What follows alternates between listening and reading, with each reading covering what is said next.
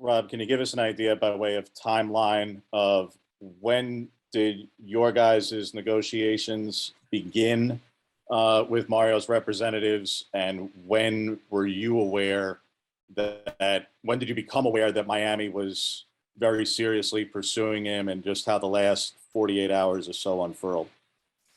Sure. We've been talking to Mario's representatives for the past couple of weeks. I don't know the exact date, but it's been at least a couple of weeks, maybe a few weeks. Obviously, those intensified leading up to the final home game, and then into the champ game. And then obviously we got to the details of an offer before the champ game, and obviously I've been communicating with Mario really around the clock since the conclusion of the champ game, and long before that, about our desire to continue the momentum that we had. Matt Preem, 24/7 Sports. Yeah, Rob, is moving forward now with the bowl game. Obviously, we're going to talk more about Mario and the search, but just who's in charge of the football team? You still have a game to play. You have coaches recruiting, signing day. Just kind of what's the plan right now with that?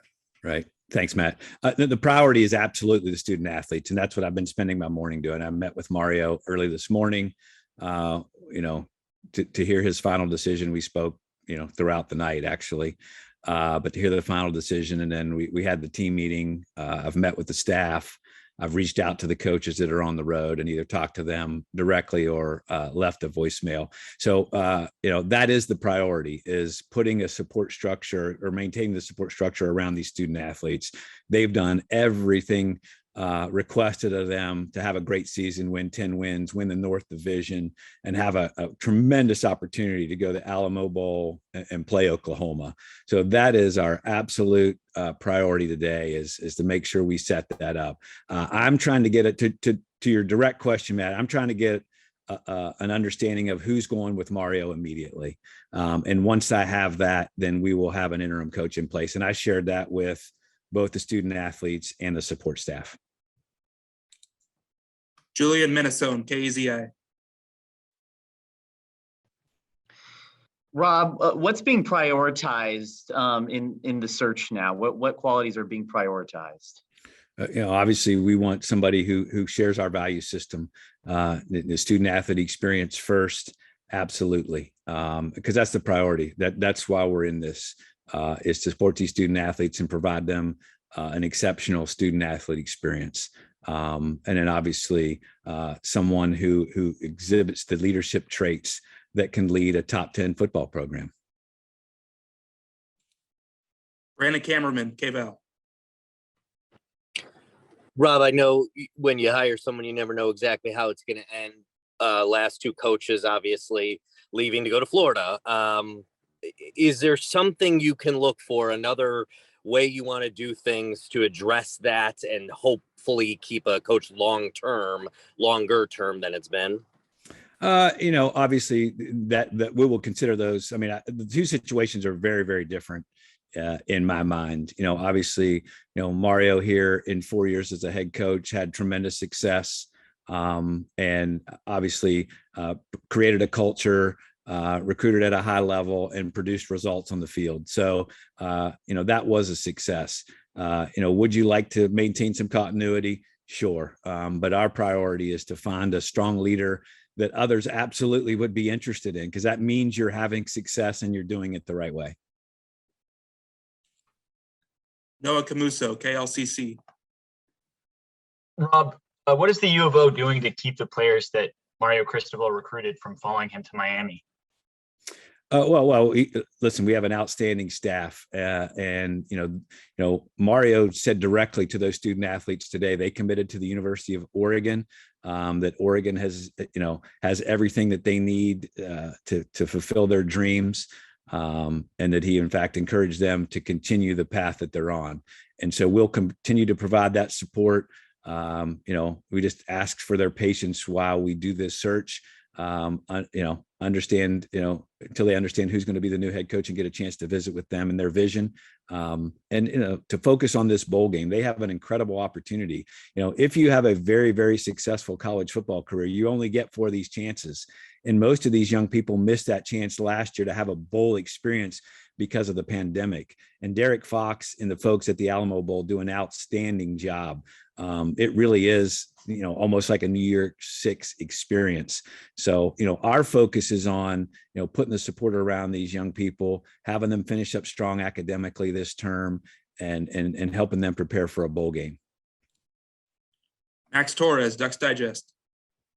Rob, being at Oregon, you've obviously been through this process before of looking for a head coach. What have you learned from your past experiences that you're going to kind of be leaning on when you go through this search?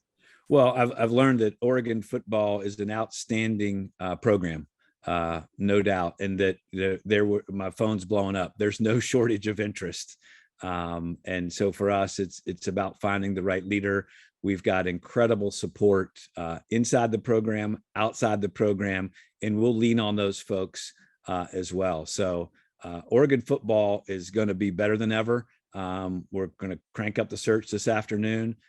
We will find the next great leader of Oregon football. I mean, just look back at the last 10, 12 years. The results speak for themselves. And we have had some turnover, but the success of the program continues. Eric Scopel, 24/7.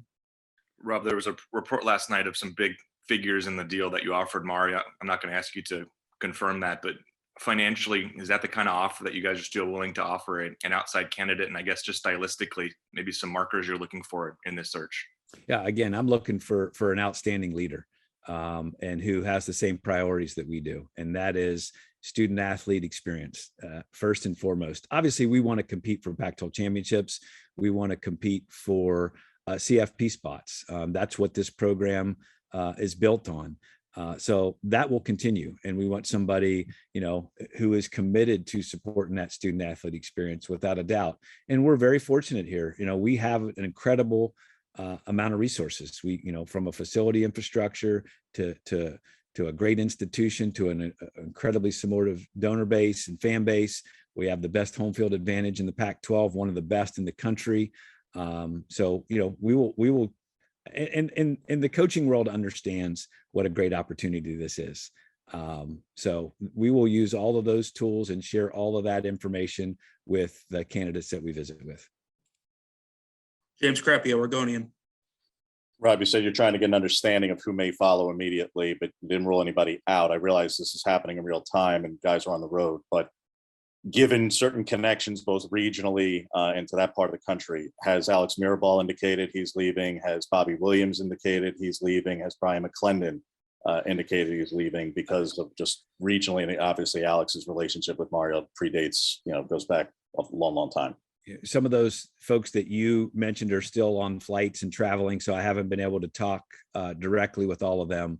But that'll be up to them to announce. Matt Breen. Obviously, this has to go quickly. I'm sure you're well aware of that, but just the importance of doing this search and getting a name in place with signing day so soon, and you guys have a top recruiting class. Just what's kind of your timeline of next step of things you have to accomplish and get done? Our priority is finding the right person, Matt. Yeah, there, with signing day right around the corner, that does, put, add an element to it. But at the end of the day, this is about a long-term relationship. We are going to find the right person. We'll move as expeditiously as possible, but be centered on finding the right person. James Crapia. To get into a little bit of the qualities you're looking for, it's got to encapsulate a lot of what's been discussed here.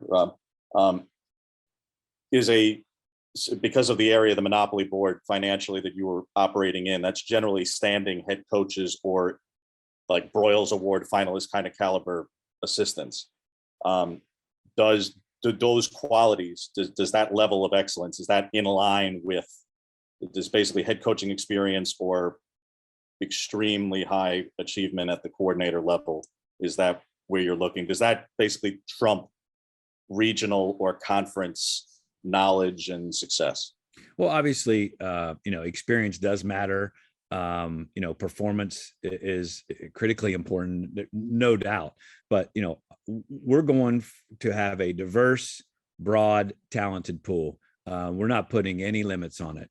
This is going to be a national search. We're again, the phone's already blowing up with level of interest. So I'm confident we're going to find the next great leader for Oregon football. Alvaro Torres, end zoners. Hi, Rob. Were you expecting this to happen individually and as an organization, given the rumors that started to come out in the past few days? Obviously, University of Miami made it clear, well,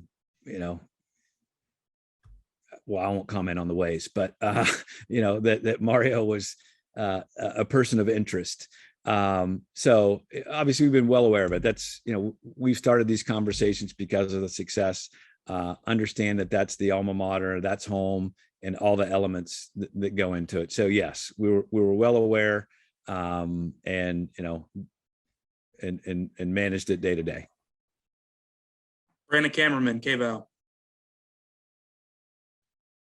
Rob, there was a report that Miami had actually reached out to Mario weeks ago. Are you aware of that? Did you know about that?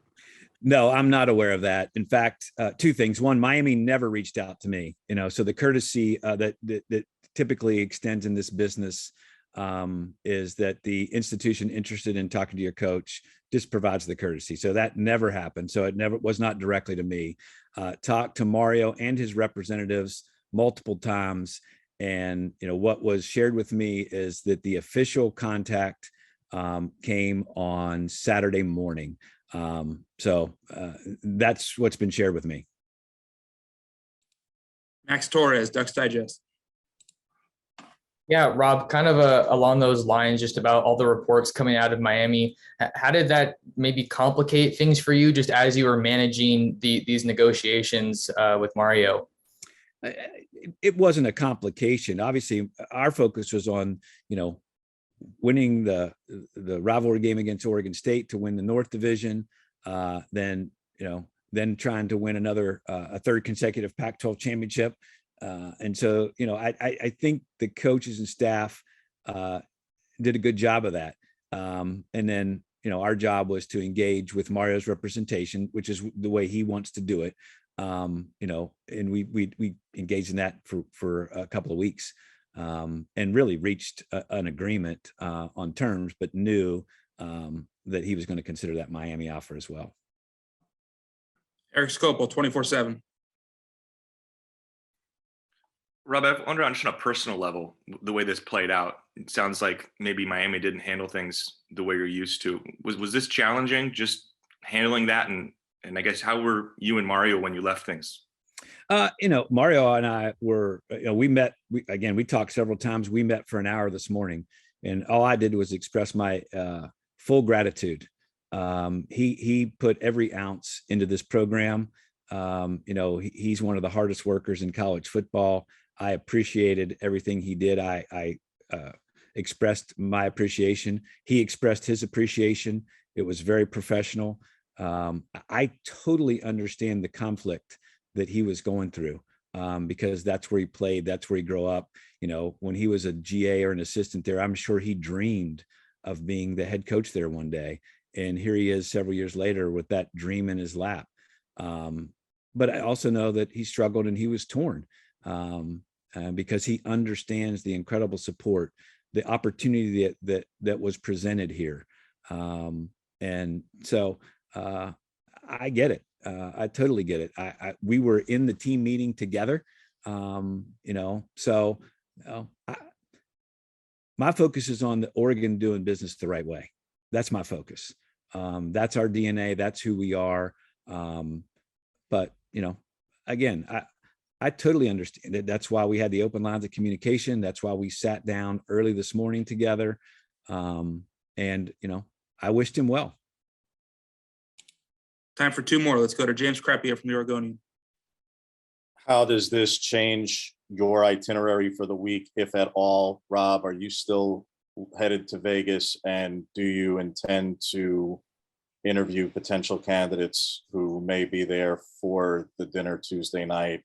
Does this impact your itinerary for the week, since I know this is obviously a pretty major week in the industry? Yes, my itinerary is TBD. Last question, Matt Prehm, 24/7. Just gonna ask, do you plan to use a firm at all in helping you, or who at Oregon or other boosters are going to be helping you with this hiring process? Well, we'll be leaning on a lot of folks internally, inside, as well as a number of folks who support the program, no doubt. There's just a lot of folks with incredible passion, incredible business experience that bring a lot of value. And I appreciate their perspective. I appreciate their passion. And absolutely, I will be speaking with a lot of folks. We will use Parker Executive Search to help us with the logistics and a number of the things that go into the search. We will give them the list of candidates that we're interested in talking to, and they'll help us with the logistics. All right. Thank you, Rob. Appreciate your time. Thank you, guys. Appreciate it.